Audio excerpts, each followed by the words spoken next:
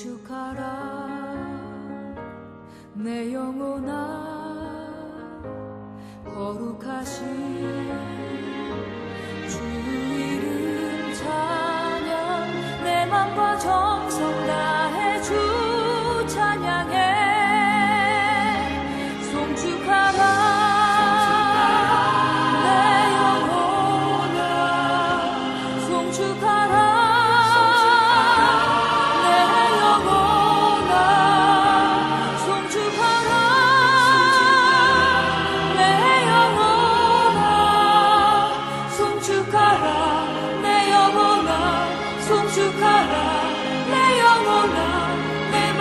정성 다해 찬양해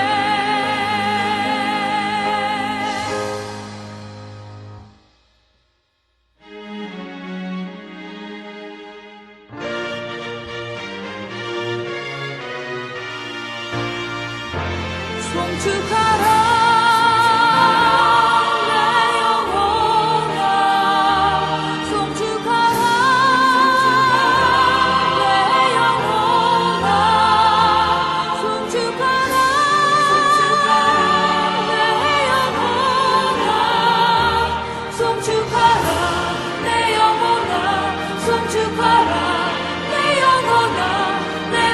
정성 다해 찬양해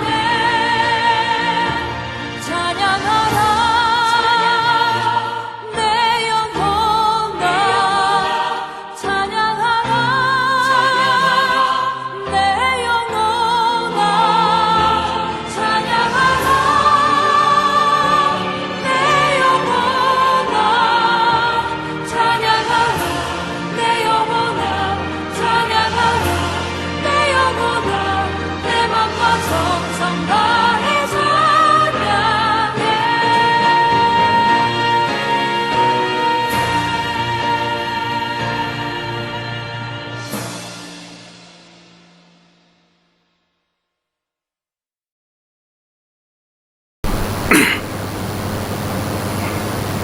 연합교회 성도 여러분, 한 주간도 평안히 잘 보내고 계신지요? 아직도 코로나 환자가 많이 나오고 있으니 마스크를 꼭 쓰시고 외출해 주시기 바라고요.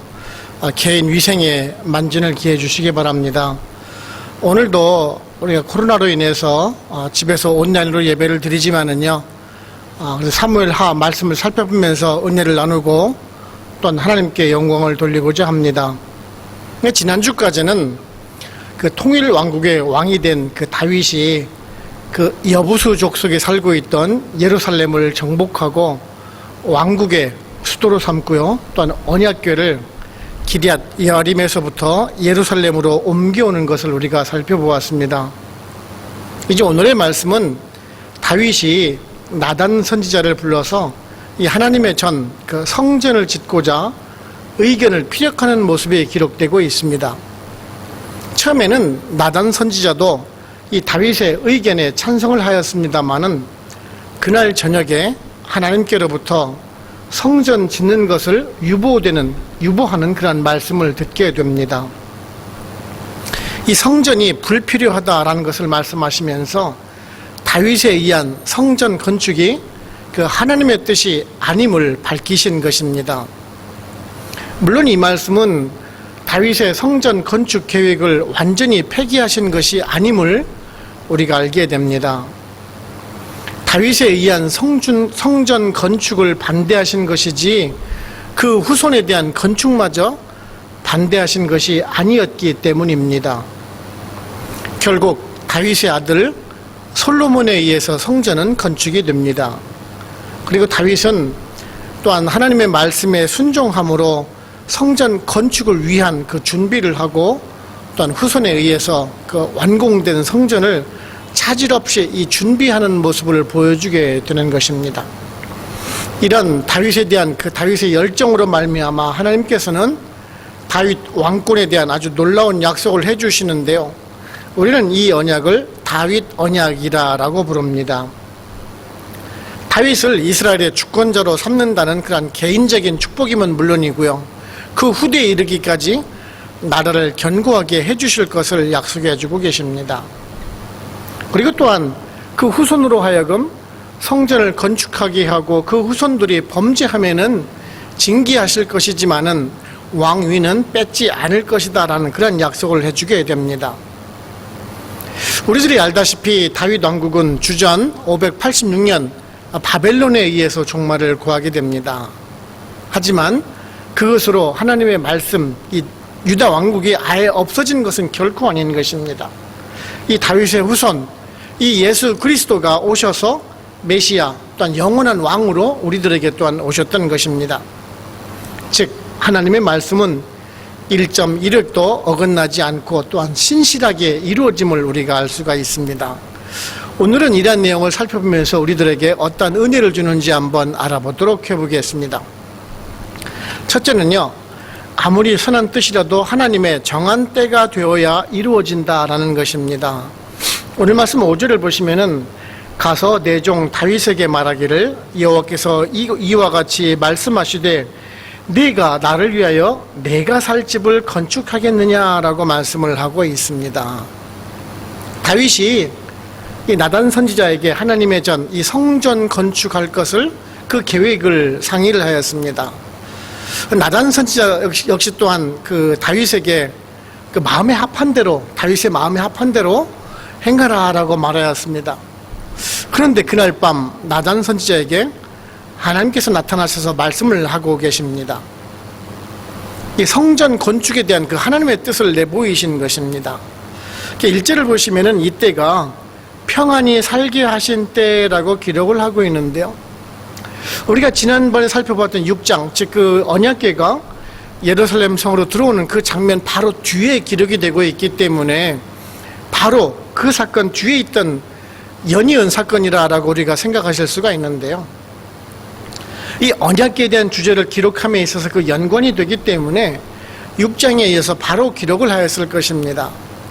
하지만요, 이 시기는 아주 상당한 시간이 지난 그 시점이라는 것을 알게 됩니다. 어떤 학자들은 다윗의 그 통치 말기라라고 보는 학자들도 있습니다. 하지만 우리 말씀 11절을 보시게 되면은 아직 싸워야 할 대적이 많이 남아있다라고 기록한 부분이라든지 아니면 12절에서 아직 그 솔로몬이 태어나지 않은 점을 감안해 볼 때 그래도 어느 정도의 그 시간이 흐른 그 시점일 것입니다. 그러니까 이웃 국가를 정벌하고 평화의 시기가 온 시점이라고 우리가 보아야 할 것입니다. 아무튼 그 다윗의 신앙은 그 열정이 특출하였던 것만은 확실합니다. 자신은 지금 그 왕궁에 편하게 기거를 해가면서 그 하나님의 궤, 언약궤가 초라한 그 장막에 있게 되는 모습을 보고 그 안타까운 마음이 들었던 것입니다. 그래서 이 평화로운 시기가 되자 하나님의 성전을 건축하기로 계획을 하였던 것입니다. 처음에는 나단 선지자도 찬동을 하였습니다. 다윗의 계획이 잘못된 것이 분명 아니었기 때문에 그렇습니다. 누가 보아도 선한 계획이면은 틀림이 없습니다. 그런데 하나님께서는 그 일을 허락하지 않고 계십니다. 그렇다면은 하나님께서는 왜 다윗의 이 선한 계획을 막으신 것일까요? 우리들은 여기에서 그 세 가지로 나누어서 우리가 생각해 볼 수가 있을 것인데요. 그 먼저 그 하나님께서는 그 다윗과 백성들에게 그런 바른 성전의 의미를 새겨주고 싶으셨던 것입니다. 우리 모두도 알다시피 하나님께서는 무소부지하신 분으로서 어느 한 장소에 머물러 계시는 분이 결코 아니십니다. 장막 안에 머물러 계시는 분이 결코 아니라라는 사실입니다. 그래서 이제 두 번째는 하나님께서는 그 백성들을 생각을 하고 계셨습니다. 당시 이스라엘 백성들은 아주 수많은 전쟁에 참여를 해야 했었습니다. 이웃 국가들을 점령하여서 평화의 시기를 만들기 위해서 수많은 전쟁에 참여를 해야 했었습니다.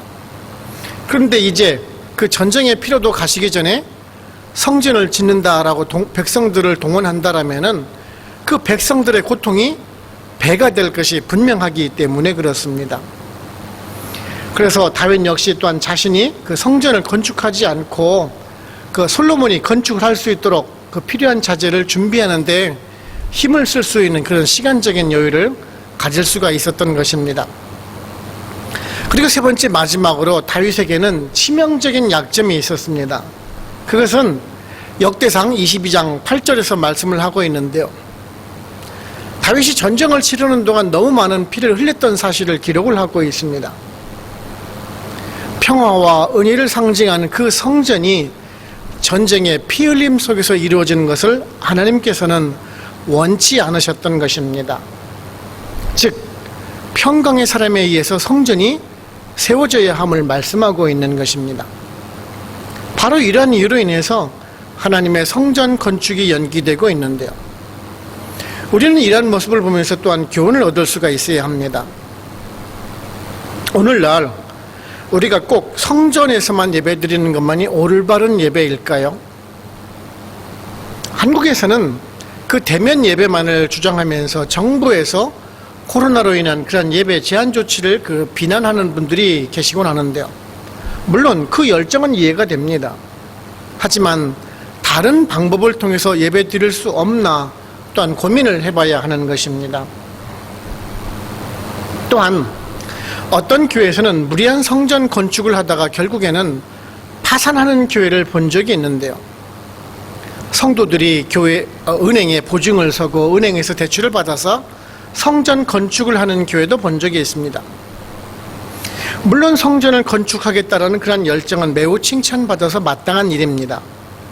하지만 그렇게 무리하면서 건축을 한다고 해서 하나님께서 기뻐하실까요?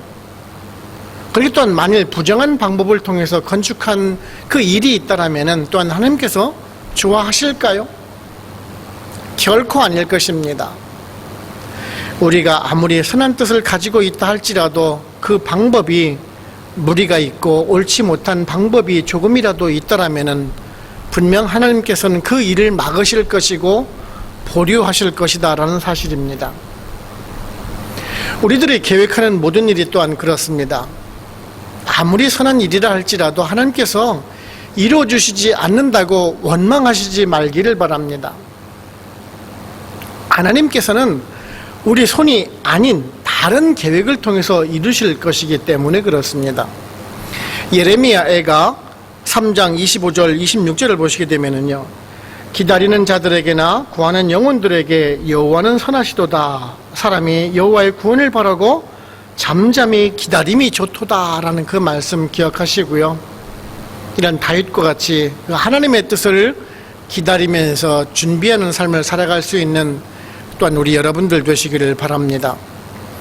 둘째는요, 하나님은 그 성전의 외형보다는 바른 예배를 원하시고 계십니다. 오늘 말씀 7절을 보시면은 이스라엘 자손과 더불어 다니는 모든 곳에서 내가 내 백성을 이스라엘을 먹이라고 명령한 이스라엘 어느 지파들 가운데 하나에게 내가 말하기를 너희가 어찌하여 나를 위하여 백향목 집을 건축하지 아니하였느냐고 말하였느냐라고 말씀을 하고 있습니다. 하나님께서는 이 나단 선지자에게 하나님의 그 성전 짓는 것을 보류하고 계시면서 하시는 말씀입니다. 우회적으로 지금 그 거부의 뜻을 밝히시는 것입니다. 오늘 말씀을 보시면은 이스라엘 자손들을 그 애굽에서 나오게 하실 때부터 지금까지 장막과 회막 가운데 거하셨지만은 여호와를 위하여 집을 지으라고 명령하신 사실이 없다라고 지금 말씀하고 계십니다. 즉 하나님께서는 그 화려한 성전이 필요한 것이 결코 아니라라는 그런 말씀인 것입니다. 하나님께서 원하고 계시는 것은 여호와 하나님만을 사랑하고 경외하면서 그 바른 예배를 통해서 경건하게 살라는 것, 그거 하나뿐인 것입니다.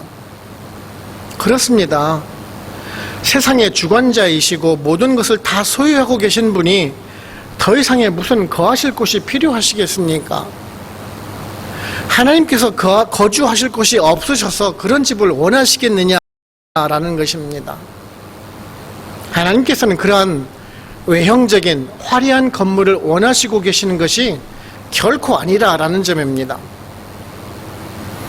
솔로몬이 나중에 성전을 완공하고 봉헌식을 할 때에도 하나님께서는 그 건물을 원하시지 않았던 것을 보게 됩니다. 열왕기상 9장 7절을 보시게 되면요, 내가 이스라엘을 내가 그들에게 준 땅에서 끊어 버릴 것이요 내 이름을 위하여 내가 거룩하게 구별한 이 성전이라도 내 앞에서 던져 버리리니 이스라엘은 모든 민족 가운데서 속담거리와 이야기거리가 될 것이며 라고 말씀하고 있습니다. 결국 이 성전이 어떻게 되었습니까? 주전 586년 바벨론에 의해서 성전이 파괴가 됩니다. 그리고 또한 그 이후에 포로 귀한 20년 만 다시 또 그 수룹바벨 성전이 지어지게 됩니다. 그런데 역시 또한 이 수룹바벨 성전마저도 주전 63년에 로마군에 의해서 다시 철저하게 파괴가 됩니다. 그리고 다시 또한 헤롯 왕에 의해서 더 화려하게 더 크게 성전이 지어졌습니다만 주후 70년에 다시 파괴되는 그 역사를 우리가 보게 되지 않습니까? 하나님의 권능과 영광을 나타내는 그 성전이 파괴되는 일이 왜 일어나게 됩니까? 더 화려하게 보수되어야 하고 영원히 보존되어야 하는 것이 마땅한 일이 아닙니까? 그럼에도 불구하고 성전은 지금 계속 파괴되고 있는 결과를 맞이하고 맙니다. 그렇다면 하나님께서는 그 성전 짓는 것을 싫어하셨나요? 아닙니다. 하나님께서는 기뻐하셨고 성전을 지어 바친 그 솔로몬을 기뻐하시면서 축복하셨습니다. 그렇다면 무엇이 문제였을까요? 그 성전을 지어 바친 그 마음이 중요한 것이지 그 건물 자체가 중요한 것은 아니라는 것을 지금 말씀해 주고 있습니다. 만일 건물 자체가 하나님의 기쁨이 되었다면 그 성전이 파괴되는 것을 그냥 보고만 계셨을까요? 아닐 것입니다. 그 성전을 지어놓고 기뻐하면서 그 성전이 있었기 때문에 하나님이 그곳에 함께 하실 것이다라는 그 그릇된 자세가 문제라는 것입니다. 오늘날에도 수많은 교회가 하나님을 경배하는 그 마음을 가지기보다는 그 화려한 성전의 외형에 관심을 갖는 경우를 참 많이 보게 됩니다. 여러분들이 미국 LA에 가시면은요, 예전에 그 수정교회, 그 크리스탈 처치를 보신 분이 혹 계실는지도 모르겠습니다. 혹 만약에 미국 LA를 가시게 되면 꼭 가보시기 바랍니다. 정말 아름답기로 유명한 교회입니다. 교회 건축물 중에서 으뜸이라고 꼽히는 아주 화려한 교회입니다. 하지만 지금은 그 교회가 파산을 하고 로마 캐톨릭 성당으로 바뀌었습니다. 내면의 하나님을 보지 못하고 외형의 하나님만을 보았기 때문에 그렇습니다. 교회에서 어떻게 하나님을 찬양하고 경배드리는 것이 중요한 것이 아니라 눈으로 보여지는 그 교회의 외형에 신경을 쓴 결과가 그렇게 나타난 것입니다. 세상은 우리들이 그 보여지는 외형을 보고 판단하는 시대가 되고 있습니다. 그 눈으로 본 그대로가 가치관으로 연결되는 시대 속에 살아가고 있습니다. 그래서 내면의 아름다움보다는 외적인 그 치장에 신경을 쓰게 되고 잘 보여지기 위해서 노력하는 시대 속에 살아간다라는 말씀입니다. 하나님은 그 교회의 크기에 따라서 은혜를 주시는 분이 결코 아니십니다. 화려하다고 은혜에 충만한 교회가 결코 아니라라는 말씀입니다. 작지만 초라하지만 그 중심이 하나님께 향해 있는 그 성도를 더 칭찬하시고 기뻐하신다라는 말씀입니다. 우리 교회도 마찬가지여야 합니다. 이웃 사람들이 보는 시선 때문에 체면 때문에 하는 그러한 행사들도 없앨 것입니다. 물론 교회가 어느 정도의 그 흉물스럽지는 않아야 되겠지만은 우리 눈에 좋아 보이기 위해서 외형을 화려하게 장식하는 것도 배제해야 하는 것입니다. 예배에 더 신경을 쓰는 교회와 성도가 되어야 하는 것입니다. 베드로전서 3장 3절 4절에서요. 너희의 단장은 머리를 꾸미고 금을 차고 아름다운 옷을 입는 외모로 하지 말고 오직 마음에 숨은 사람을 온유하고 안정한 실명에 썩지 아니할 것으로 하라. 이는 하나님 앞에 값진 것이니라 라는 그 말씀 명심하시고요. 외형적인 것이 아니라 우리들 마음의 중심이 하나님께로만 향하는 우리 연합교회 성도님들 되시기를 바랍니다. 세 번째는요, 우리 성도에게는 각자의 사명이 있습니다. 오늘 말씀 12절 13절을 보시면은요, 내 수완이 차서 내 조상들과 함께 누울 때 내가 내 몸에서 날 내 씨를 내 뒤에 세워 그의 나라를 견고하게 하리라. 그는 내 이름을 위하여 집을 건축할 것이요 나는 그의 나라 왕위를 영원히 견고하게 하리라 라고 말씀을 하고 있습니다. 하나님께서는 지금 그 다윗에게 그의 수명이 다하여 죽고 나서 그 후손으로 하여금 그 성전을 건축할 것이고, 그리고 다윗의 나라는 영원히 견고하게 설 것이다 라는 그런 축복의 말씀을 해주고 계십니다. 즉, 그 성전을 건축하려는 다음의 마음은 그 훌륭하지만 그것은 다윗의 소임이 아니라 그 후손이 해야 할 일이라는 것을 지금 말씀해주고 있습니다. 결국 이 예언의 말씀대로 다윗은 성전을 건축하기 위한 준비만을 담당하게 됩니다. 그리고 그 아들 솔로몬에 의해서 하나님의 성전은 지어지게 됩니다. 우리들은 이런 것을 통해서 우리들 각자에게 허락해 주신 그 사명이 그 우리들 성도에게 주어진 그 믿음의 분량대로 그 역량에 따라서 다르게 주어진다라는 것을 우리가 알 수가 있습니다. 우리들은 꼭 내가 이루어야 하고 내가 그 결과를 봐야 한다라고 생각을 하기가 쉽습니다. 그래서 어떻게 했든지 간에 그 결과를 보기 위해서 노력하는 모습을 보이기도 하고, 또한 이루어지지 않을 경우에 원망하는 모습을 보이곤 합니다.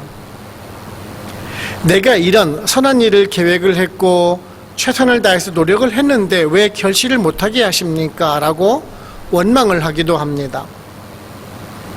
물론 저도 그랬었습니다. 제가 처음 목사 안수를 받고 교회를 개척을 할 때 그랬습니다. 하나님의 교회를 세우고 최선을 다해서 사역을 하였고 제가 가진 모든 재산과 열정을 쏟아부어서 교회를 개척을 했는데 왜 보내주시는 성도마다 한결같이 말썽 피우는 성도만 보내주실까요? 라고 원망을 한 적이 있었습니다. 제 전 재산을 들여서 교회에 헌납을 하고 집사람마저도 일해가면서 교회를 위해서 헌신하는데 왜 성도들은 헌금을 하지 않고 방관만 할까? 그리고 또한 왜 교회만 오면 서로 싸우고 다투고 그럴까? 정말 이해를 하지를 못했었습니다. 그런데요, 지금에 와서 돌이켜 생각하면은 제가 참 많이 부족했다는 것을 깨닫고 정말 참 부끄러운 생각이 들어갑니다. 제가 다 하려고 했고 그 결과를 빨리 보고자 했던 저를 보았기 때문에 그렇습니다. 제가 하는 것이 아니라 하나님께서 하시는 것을 제가 깨닫지를 못했던 것입니다. 모든 것을 저 혼자 감당하려고 저 혼자 결과를 보려 했던 것입니다. 그것을 통해서 제 영광을 드러내려고 했던 것입니다. 우리들은 각자에게 주어진 능력이나 그 역할을 생각하지 못했던 것입니다. 저는 하나님께서 그 지시하시는 일만 하면 됐던 것을 그를 몰랐던 것입니다. 이스라엘 백성이 출애굽을 하고 나서 광야 생활을 거쳐서 가나안 땅으로 입성을 하게 됩니다. 그런데 그토록 헌신하고 충성하였던 모세는요, 가나안 땅에 들어가지도 못하고 그 가나안 땅을 바라보면서 느보산에서 죽음을 맞이하게 됩니다. 여호수아는 그 뒤를 이어서 정복전쟁에 하면서 이스라엘 땅을 12지파에게 분배하는 일이 그가 맡은 일이었었습니다. 만일 하나님께서 모세의 수명을 10여 년 이상 더 연장을 시켜주셨다면 분명 모세는 그토록 소망하던 가나안 땅에 들어갈 수가 있었을 것입니다. 하지만 하나님께서는 모세에게 그것을 허락해 주지 않으셨습니다. 백성들을 위해서 헌신하고 하나님께 그 충성하던 그 모세의 열정을 봐서라도 조금은 허락해 주셔도 괜찮지 않을까라고 생각을 해보지만은 하나님의 뜻은 달랐던 것입니다. 신약시도 마찬가지입니다. 주님께서 승천하신 그 이후에 교회가 폭발적으로 성장을 하게 됩니다. 그러자 12사도들이 모든 일을 다 감당을 할 수 없게 되지요. 그러자 그 일을 담당할 그 집사를 선출하지 않습니까? 또한 유대인이면서 로마 시민권을 가진 그 사도 바울로 하여금 이방인의 전도를 위한 사도로 쓰지를 않습니까? 만일 그 바울이 아니라 베드로와 같은 사도가 이방인을 위한 전도 사역을 담당했더라면 어떤 일이 벌어졌을까요? 지금은 전혀 다른 결과를 초래했겠죠. 아마 지금의 기독교 상황은 전혀 달라질 것입니다. 그렇습니다. 하나님께서는 하나님의 그 뜻에 따라서 각자의 사명을 달리 주시고 달리 일하도록 하신다라는 사실입니다. 교회도 마찬가지입니다. 말씀을 전하는 목사 사명을 주시기도 하고요. 성도를 지도할 장로의 직분을 주시기도 하고, 그리고 어머니의 역할과 같은 권사의 직분을 주기도 합니다. 그리고 교회 살림을 맡을 그 집사의 직분, 그리고 또한 자녀를 지도할 그 교사의 직분을 따로따로 주시고 있다는 점입니다.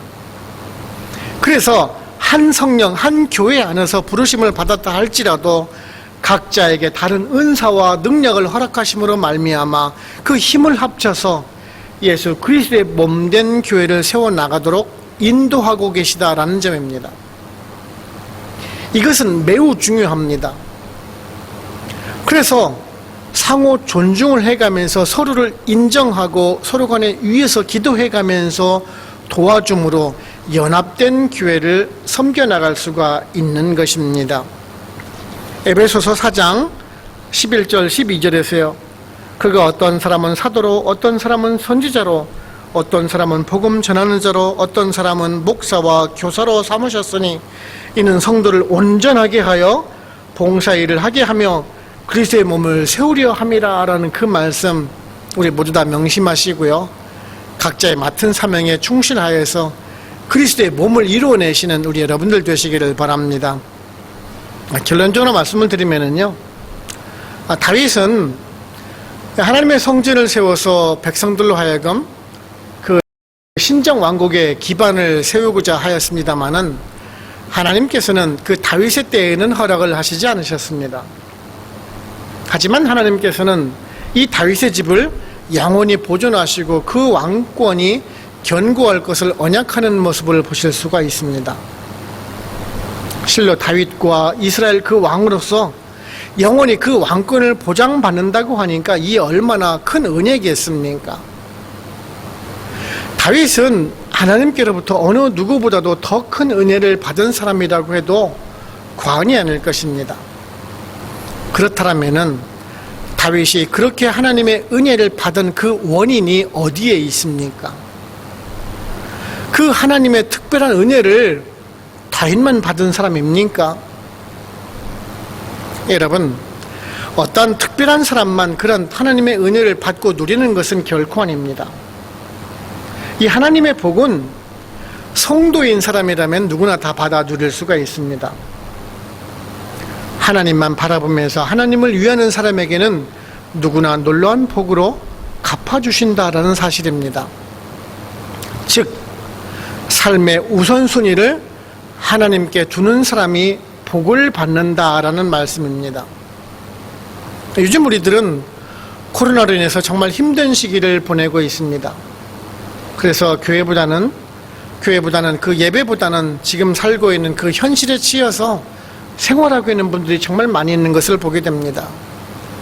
어렵다고 해서, 힘들다고 해서 교회를 멀리하고 예배드리는 것을 멀리하고 감사하는 마음도 줄어들고 있는 것이 오늘날의 현실입니다. 즉, 우리들의 관심사 그 우선순위가 하나님보다는 돈에 있고 자녀들에게 있고 생활에 있다라는 것입니다. 사실 그렇기 때문에 우리들이 더 힘들게 느껴지는 것인지도 모르겠습니다.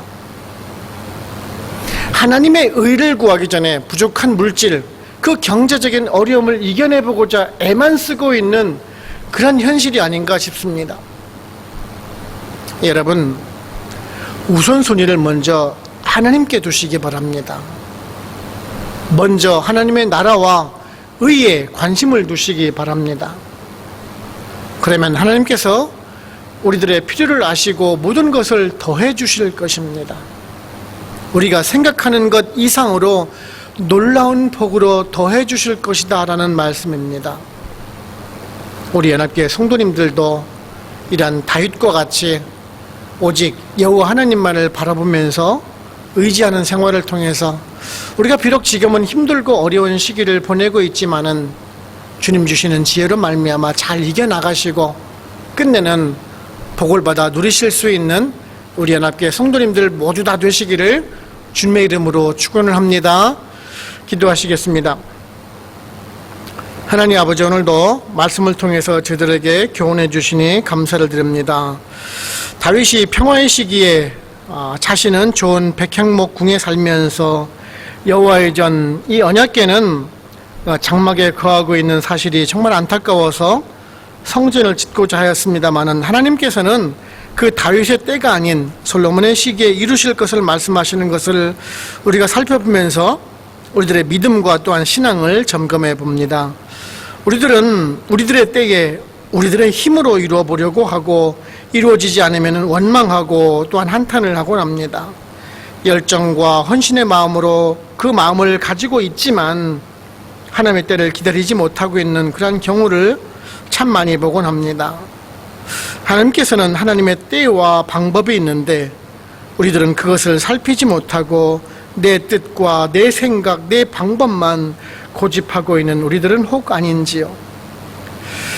우리들 오직 그 하나님의 뜻만을 살피며 순종하며 따라갔던 그 다윗이 복을 받고 영원한 왕권을 약속받은 것을 본받아서 우리들도 다윗과 같은 온전한 그 순종을 하기를 원합니다.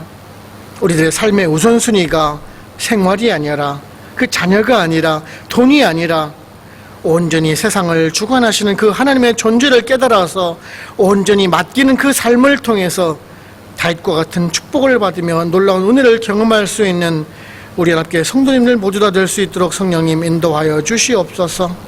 그래서 그 삶을 통해서 하나님의 영광을 드러내며 이웃에게는 본을 보여나가는, 또 우리 자신들에게는 하나님의 은혜를 경험하고 살아가는 우리 모두가 될 수 있도록 성령님 인도하여 주시옵소서. 오늘도 말씀을 주심에 감사없고 예수님의 이름으로 기도드립니다. 아멘. 축도를 마칩니다.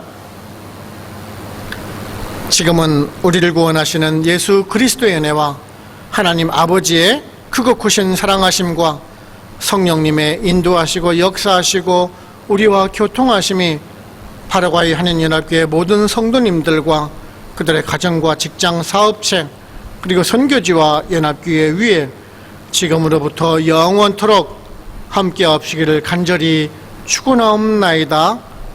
아멘.